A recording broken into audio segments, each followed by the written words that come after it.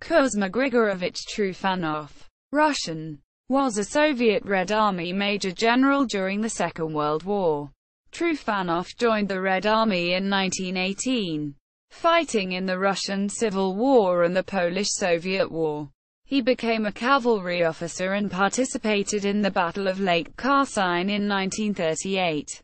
Before the German invasion of the Soviet Union, Trufanov became commander of the 7th Mechanized Corps motorcycle regiment. He was severely wounded in the Corps' unsuccessful Lepel counterattack in July 1941 and received the Order of Lenin for his actions.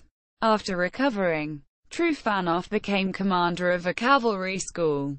In March 1943 he became deputy commander of the 5th Guards Tank Army. During the Battle of Prokhorovka, part of the Battle of Kursk, Trufanov led the army's reserve in the counterattack at Prokhorovka. In September he was given command of the army's 18th Tank Corps. However, Trufanov did not command for long, as he was severely wounded during the Battle of the Dnieper in October. After a year of treatment in the hospital, Trufanov was discharged from the army in November 1944.